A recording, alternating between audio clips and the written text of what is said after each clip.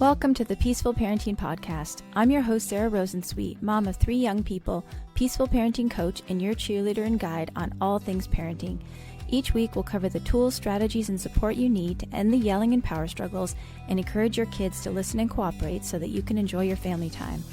I'm happy to say we have a great relationship with our 3 kids. The teen years have been easy and joyful, not because we're special unicorns, but because my kids were raised with peaceful parenting. I've also helped so many parents just like you stop struggling and enjoy their kids again. I'm excited to be here with you today and bring you the insight and information you need to make your parenting journey a little more peaceful. Let's dive into this week's conversation. Hey everyone, welcome back to another episode of the Peaceful Parenting Podcast. Today's episode is with Dr. Gila, who is a peaceful parenting coach who specializes in supporting single parents. I've been wanting to have someone on the podcast for a while now to talk about this topic because there are so many of you in my community. And if you are not a single parent, I think you will find this conversation really interesting. I actually record these introductions after the interview, and Dr. Gila and I talked about so many things that are helpful for all parents, not just single parents. If you are not a single parent and you found this episode useful or helpful in any way, and you know a single parent who would also find it useful or helpful, please send it to them, share it with them. And we want to support all of the parents in our community, single parents or parents with partners, all the same. So let's dive in and meet Dr. Gila. Hey everyone, welcome back to another episode of the Peaceful Parenting Podcast. Today we have Dr. Gila, who is a peaceful parenting coach, and we are going to be talking about peaceful parenting as a single parent and the special challenges and I imagine rewards also that come with being a single parent. So welcome, Dr. Gila. Thank you so much. I'm so delighted to be here. And I'm grateful for you covering this topic. It's not one that I think we always talk about openly. And so thank you for making space for it. Yeah, well, I've been wanting to cover this for a long time because I have quite a few single parents as clients or in my membership or in my Facebook group. And I know, parenting is hard enough when you have a co-parent parenting alongside with you, and being the person on your own, I think it can be even harder. Yeah. And as I mentioned too, I don't want to, I'm sure as a single parent, there are also great things about being a single parent. So I want to make sure that we talk about both. I love that you brought that up. Yes, I like to talk about that too. There's always, there's blessings and there's challenges to everything, really. I know when my husband and I sometimes have parenting disagreements, sometimes it can be tempting to be like, I wish I could just make this decision all by myself. Yeah. And I think that's probably both sides of the coin, right? Like having to make decisions by yourself and getting to make decisions by yourself, I imagine both hard and rewarding. So before we get too much further, maybe just introduce yourself and tell us about who you are and what you do. Yeah, sure. So I go by Dr. Gila in my coaching work, and I like to say rhymes with tequila. That helps people remember how to pronounce it. So I actually started out as a psychologist and a neuropsychologist. And what I like to tell people is that even with all of that training and background and all of that stuff, being a single parent, and I'm not just a single parent, but a single parent to what I call a beautifully complex kid. He's an amazing, incredible kid who's also quite strong-willed and has had some challenges, and it has been challenging. And so I took a deep dive into figuring out really how to parent him the way that he needs and deserves in a way that was aligned for me and with my values, which of course was a process in itself. And all of this is a work in progress, right? It's never a done deal. So it's always work in progress. So I took a deep dive into that, and along the way really became passionate about supporting other parents and became a JAI certified parenting coach and a certified clinic coach. And I've increasingly been focusing on supporting single parents because, as you said, I think there's so much beautiful parenting resources out there, which I'm so grateful for. I have personally taken advantage of that, and I see how useful it is for everyone. And what I've noticed is that there was this one day towards the beginning of my coaching where I was on Instagram, and there were 3 posts that I saw, or reels, like back to back, that had what I would call like zingers, like these little like landmines that could trigger the guilt, the fear, the feeling that you're different, that no one gets your experience if you're a single parent. And so I have become really passionate about creating spaces that do specifically address, like you said, the challenges and also celebrate the blessings and lean into the blessings of being a single parent. So, I love that. And yeah, I think that I think that there's a lot of research, and it'd be interesting to hear from you about like parents are often afraid to take on the challenge, like whether they are choosing from birth to be a single parent or yeah. whether they're ending a relationship and they're worried about what that's going to mean for their child. And I think that anecdotally, at least, there's research that shows that it's not good for kids Mm. to be in a single parent family. Is that true? And what is what's your take on that? Yeah. So, first of all, this is, of course, I like to preface everything, which is that single parents are not, a monolith. We're not like, there's multiple paths to single parenting. And even within those paths, there's different experiences. And one of the big sort of things that people tend to associate with single parenting is that you don't have a strong support network. And I like to sort of acknowledge that some single parents have beautiful support networks and some partnered parents feel utterly and completely alone. And I Yes. hear so often from partnered parents who say, "Well, I'm not a single parent, but I sure as heck feel like one." And as someone who started out not as a single parent and then became a single parent, I very much know how lonely and isolating it can be when there is another adult in the house, but you don't really feel like you have that support. So, Yeah. just to kind of put that No, totally. disclaimer on it. We're Yeah. talking in generalities, but, I think that one of the very common things that most single parents, if not all, feel at some point is fear about what is my single parenthood? How is that gonna show up for my child now and long term in the future? And it's when you ask about the literature, it's not really a simple we could spend a long time talking about the literature. It's not a simple answer, but I'll say a few things. So first of all, your child like, you are your child's best asset. Right? That's one big message that I want people to hear.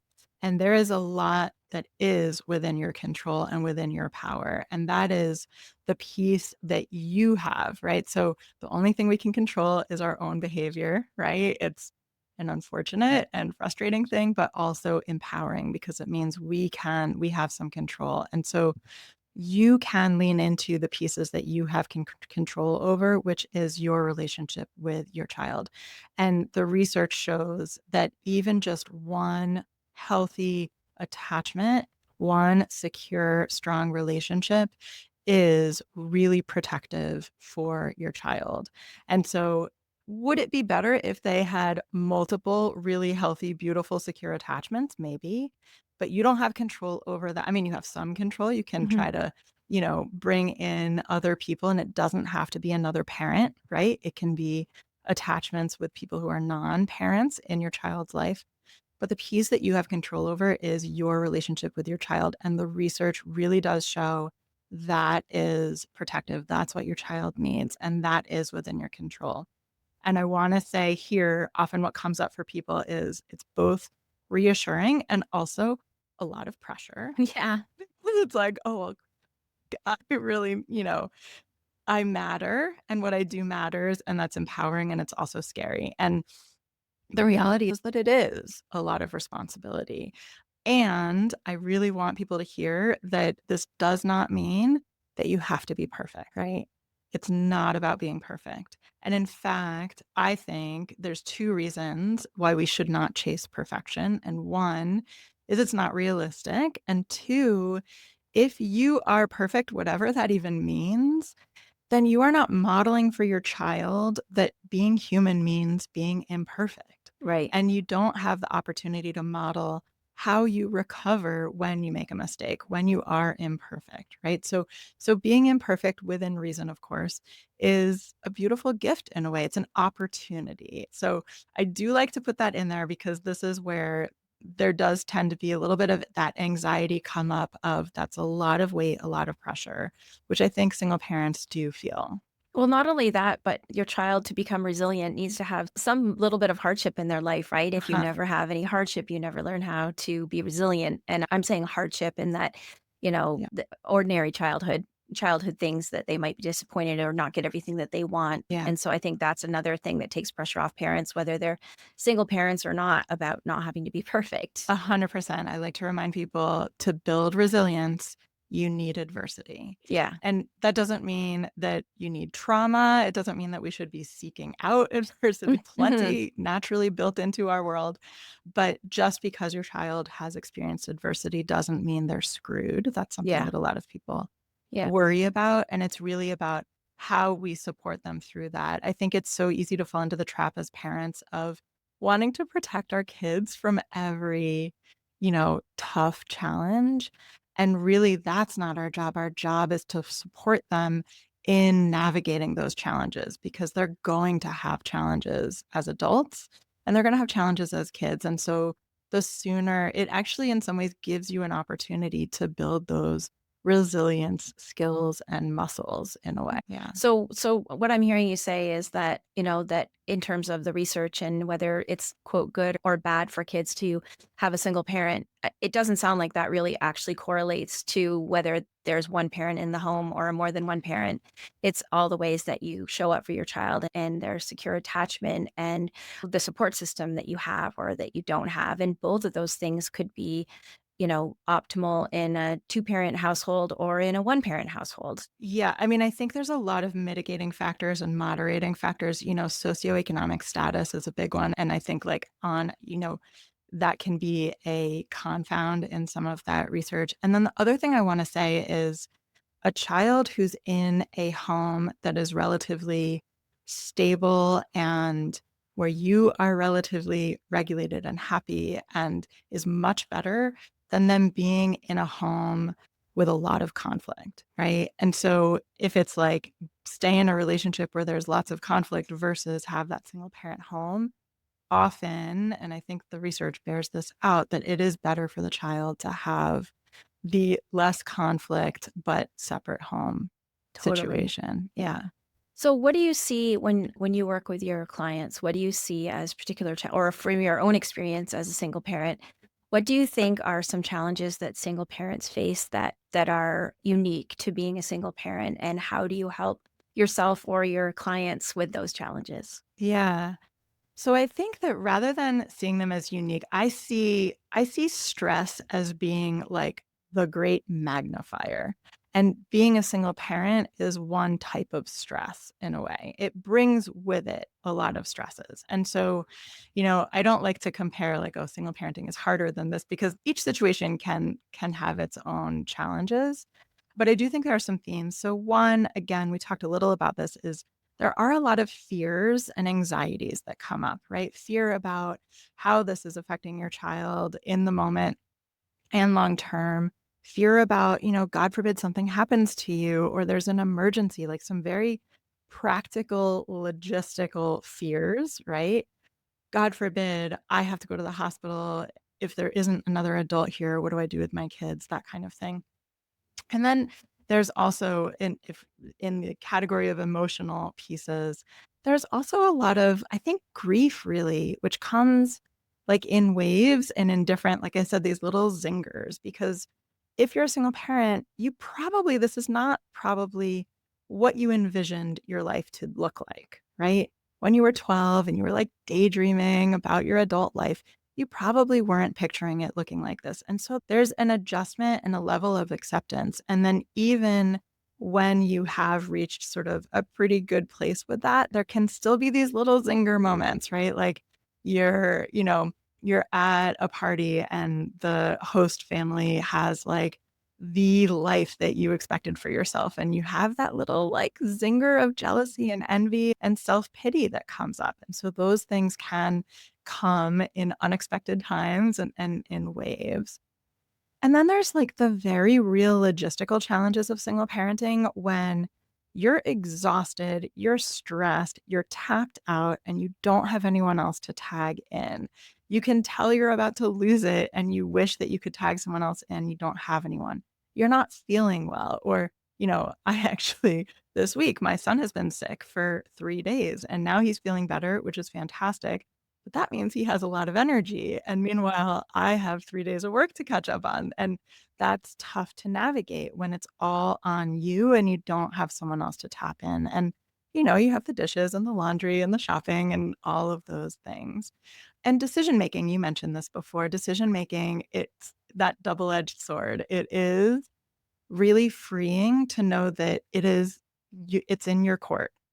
And even if you have a co-parent, right? So some parents do have like a 50-50 shared relationship or whatever it may be. They're co-parenting and making decisions with someone else, which has its own set of challenges. Yeah. And you are still in charge of the decisions in your home and your relationship, which is freeing. And also, like I said, it can be a bit of a weight on your shoulders. It can feel like a weight on your shoulder. So those Mhm. are just a few things. There's other stuff, but I'll pause there. Yeah, so, I mean, how do you I mean, as a parenting coach myself, some of those things of, like, feeling burnt out and fried and, struggling with your self-regulation, Yeah. um, sometimes you do have somebody that you can tap in, and sometimes they're at work or out or whatever, and I know that it's not the same because that person is sometimes around, but to me, the answer is, working on your self-regulation tools. Are Yeah. there any other I don't want to say tricks or tips, but are there any things that you recommend when somebody is on their own and Yeah. and there isn't anyone either ever or there right at the moment to help them? Yeah. So again, this is where I see it as like the great magnifier, which is that the stresses that we feel, it is this magnification, but other people have some similar stresses. And similarly, all the things that I recommend would be useful for most people, Yeah. but then it becomes like even more important as a single parent. So, for example, one thing that I really believe in is making decisions that really align with your values and giving yourself the permission to prioritize based on the reality in front of you. So it is so common to feel all these pressures society is not really set up to be supportive for parents in general, and then like triply so for single parents, right? And that is not your fault. That is not your child's fault. That is a systemic societal thing. And we have to sort of work with the knowledge that is what the reality is. And so it's very easy to fall into the trap of like, I should do this, I should do that, I need to do this, I need to do that. And really, when you stop and pause and look at it, a lot of those shoulds and need tos are actually sort of societal demands that are not fully aligned with what your family needs. And so giving yourself permission to say no, to really sort of simplify and let go of some things that I know is easier said than done because, of course, we all have these not just external societal pressures, but I feel like they become internalized, right? I mean, we grew up with these pressures and expectations, and it's hard to not internalize those. The other big thing is really working on that self-regulation piece. So the model that I like to use with in my own family and with my clients is based on a sink. So the idea is we each have this metaphorical sink inside of us.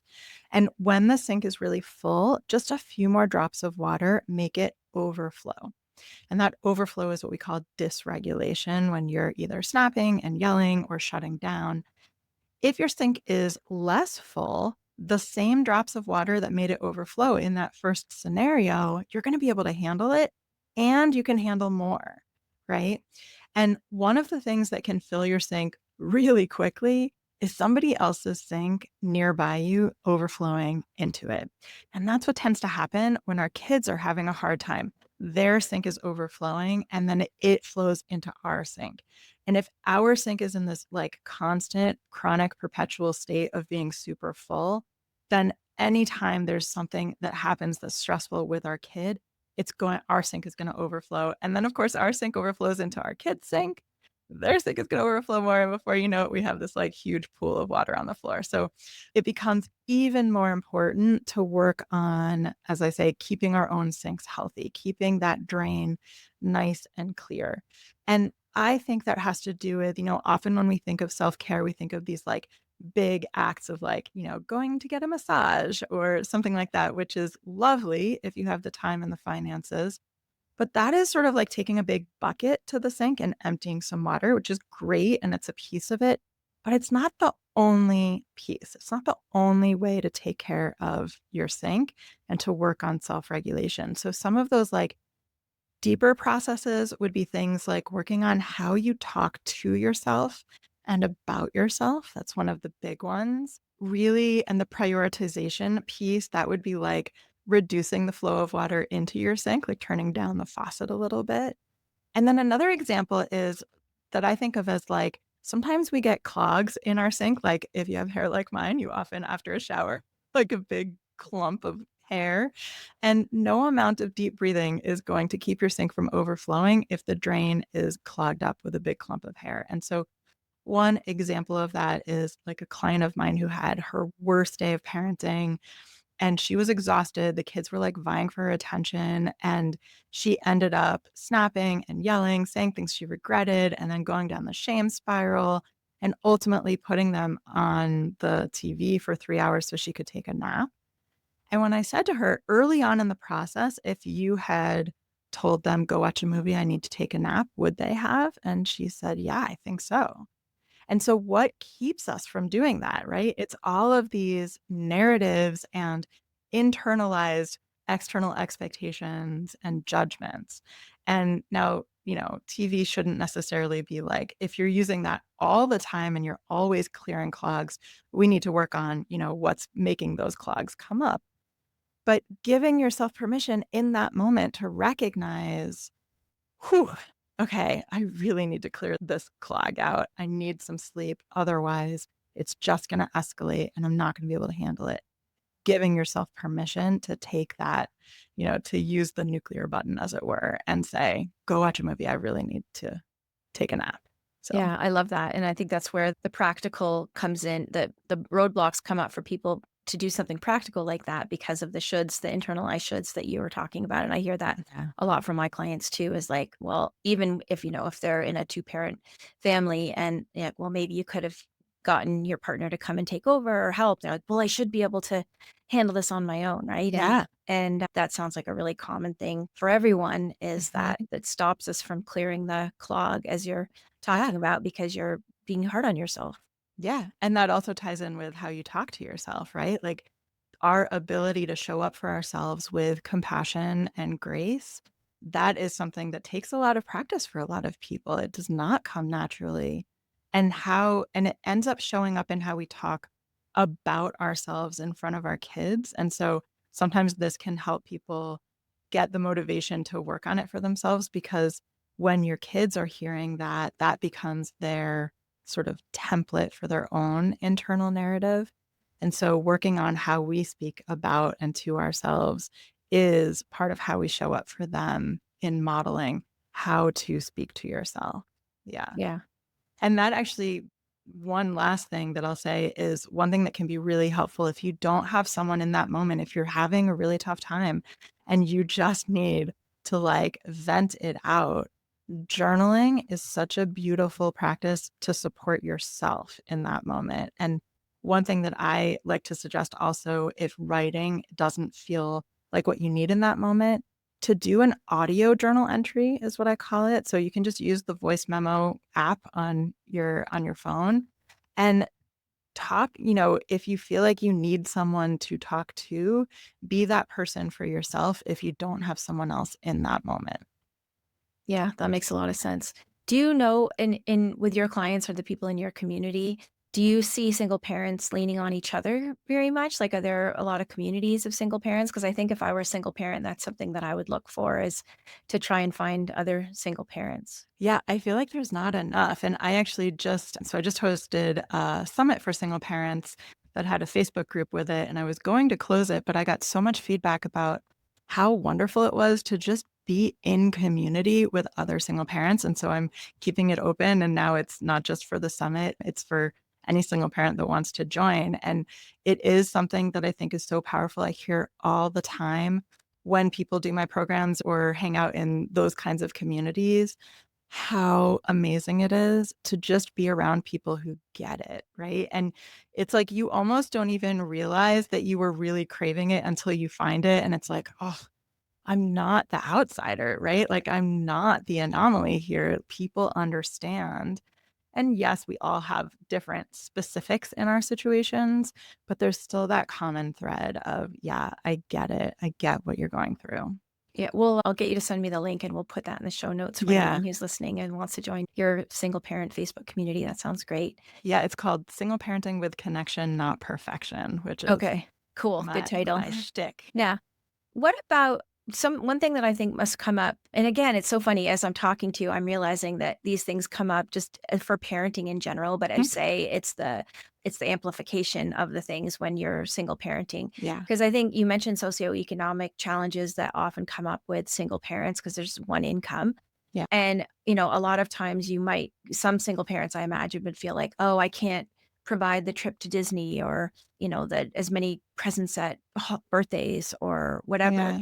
And how do you help single parents who are feeling some guilt when their kids notice that their lives are maybe a little smaller materially? I mean, that's the Yeah. one thing that's coming to mind, but I imagine also there's guilt that comes up of like, why don't I have other parents? Say you're a single parent by choice, or you're not in contact with the child's other parent. And I think kids probably do not they probably say something when they notice these things. Yeah. There any specific strategies or tools that you use to help parents when that comes up? Yeah, it's so hard, right? I mean, it is I agree with you. There's the financial piece and the material piece, but there's so much else, right? Like, how come I don't have 2 parents at Yeah. the play that I'm in? How come, the father-daughter dance, which don't get me started, right? Like, it's, or like Father's Day at school, or, Mhm. how come so and so you know, lives with mom, even comparing to other single parent homes, right? So, one family, the kid might live with the father sometimes, and the mom other times. And so, a kid who doesn't have that option, who's only with their parent, might say, well, how come I don't live with my dad sometimes? How come I don't go there? Right. So, there's so much like social comparison going on there. So, my sort of general sort of conceptual tip here is there's a yin yang, I like to say yin yang, of permission and perspective. And what that means is that, first of all, to give yourself permission to feel those prickly feelings, right? Feel those tough feelings. So, as a society, we tend to stuff any prickly feelings down and to not give them air. And I like to think of it as like if you've ever sat on one of those pool noodles, like the big long foam pool noodles. So it's like you're sitting on a pool noodle and everything's fine. It's under the surface. But then when life throws you a little bit off balance, that pool noodle comes shooting out of the water. I don't know if you've ever experienced Yeah, that, yeah. right? It doesn't just like gently float to the surface, it shoots out of the water. And so when we try to stuff all these prickly feelings down, they're still there and they will come shooting out afterwards. So giving yourself permission again through journaling or working with a coach or a therapist or, being in community with other people and sort of talking about what you're going through or just sitting and breathing through that feeling, right? There's various strategies for giving yourself permission to feel those feelings. Having said that, we also don't wanna get stuck in those feelings, and, part of it, I think sometimes we get stuck because we're trying not to feel them. So sometimes just giving yourself it's like when we have our kids are upset, right? And we validate and listen and receive, and sometimes that's enough, and then they just run off and go play, right? It sort of gets it out. But also there's this piece of perspective, and that takes some work also of sometimes our brains play tricks on us, not just single parents, right? There are thinking traps that we fall into where we are assuming that other people have things, better than maybe they do, where things are black and white, where we're mind reading and we're making small things into bigger things, catastrophizing, right? And so it's important to learn some strategies to keep yourself in check and notice when you are going down these rabbit holes that are unhealthy and that might not even be realistic.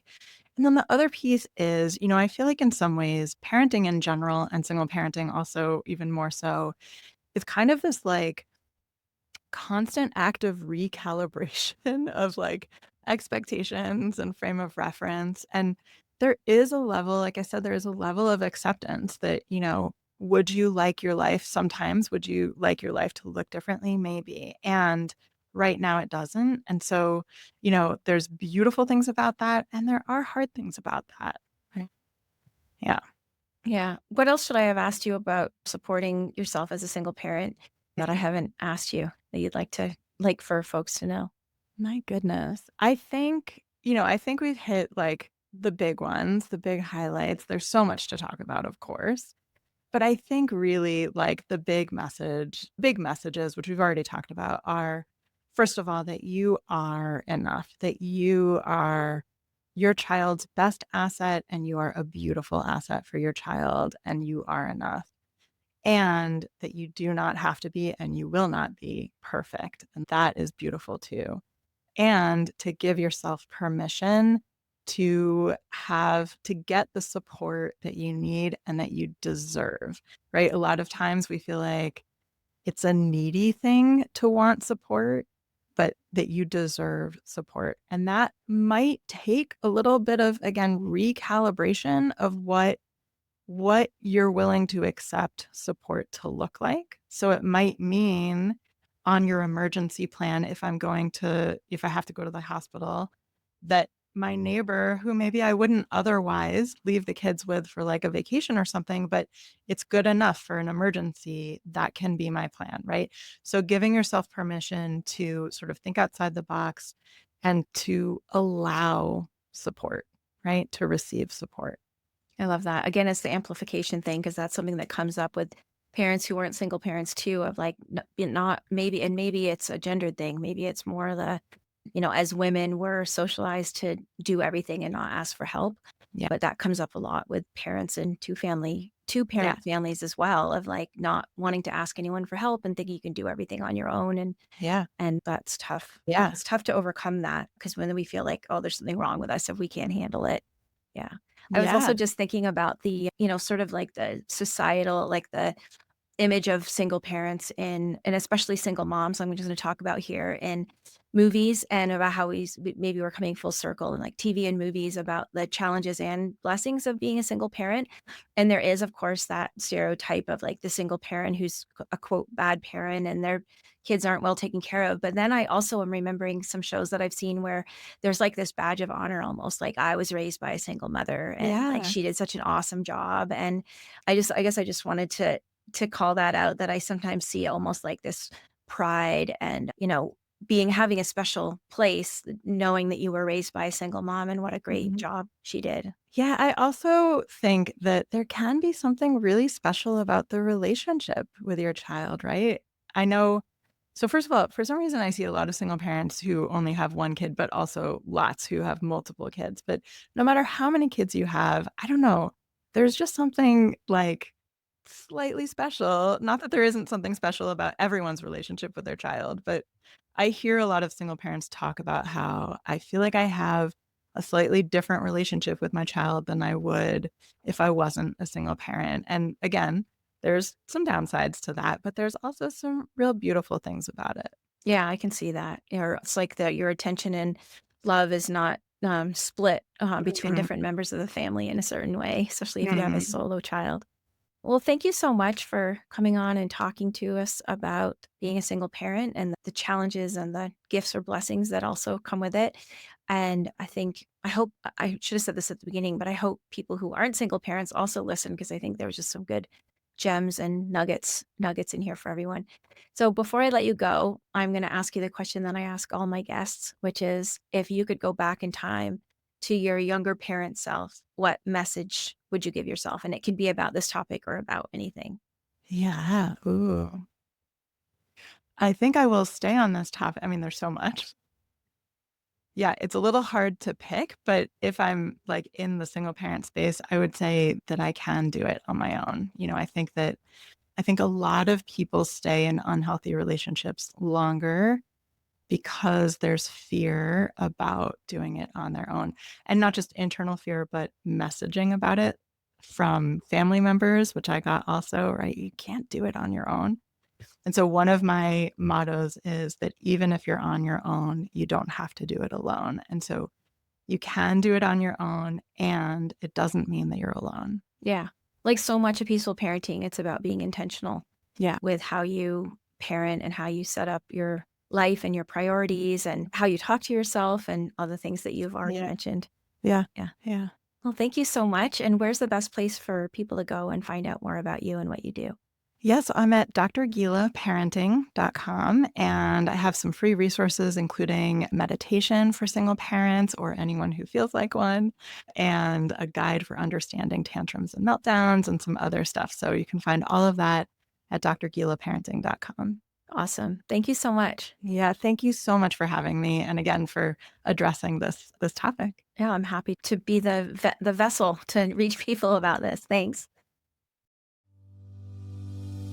Thanks for listening to this week's episode. I hope you found this conversation insightful and exactly what you needed in this moment. Be sure to subscribe to the show on your favorite podcast platform and leave us a rating and review on Apple Podcasts. Remember that I'm rooting for you. I see you out there showing up for your kids and doing the best you can. Sending hugs over the airwaves today. Hang in there. You've got this.